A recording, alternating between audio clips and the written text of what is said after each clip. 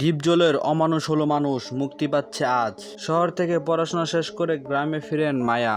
তার ইচ্ছা গ্রামের স্কুল শিক্ষকতা করার। গায়ের ছেলে মেয়েদের লেখাপড়া শেখাবেন, কিন্তু এলাকায় ফিরে দেখেন স্থানীয় একজন জায়গা দখল করে মাদকের আখড়া বানিয়েছেন। গ্রামের কিছু মানুষের সঙ্গে নিয়ে জায়গাগুলো দখলমুক্ত করতে চান মায়া। কাজটি করতে গিয়ে ওই মানুষটির সঙ্গে দ্বন্দ্বে জড়ান তিনি। একটা পর্যায়ে জীবনের হুমকি মুখে পড়েন মায়া। এগিয়ে আসেন জয় চৌধুরী। এমনই চেনা গল্পের সিনেমা অমানুষ হলো মানুষ।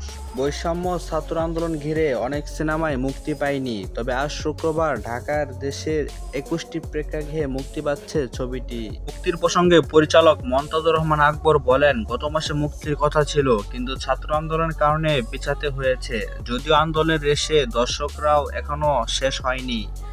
এখন আবার কয়েকটি জেলায় বন্যা, তারপর নতুন ছবি মুক্তি দিতে হবে, না হলে দর্শকদের হলমুখী হওয়ার আগ্রহ একেবারেই কমে যাবে। ছবিটিতে মায়া চরিত্রে অভিনয় করেন মৌ খান, মূল চরিত্রে অভিনয় করেছেন ডিপজল। ছবিটি নিয়ে প্রত্যাশা মৌ খানের। তিনি বলেন, সামাজিক ছবিতে দর্শকদের আগ্রহ থাকে, এটি সেই ধরনের ছবি, ভালো লাগবে। তবে এ সময় দর্শকদের হলমুখী না হওয়ার ঝুঁকিও আছে, জানালেন মৌ খান। তিনি বলেন, ছাত্র আন্দোলনের রেশ, হঠাৎ করে বন্যা, দুটি বিষয়ের কারণে দর্শক কতটা হলমুখী হবেন তা বলা মুশকিল। তারপরও অনেকদিন ধরে নতুন ছবি মুক্তি নেই সিনেমার স্বার্থে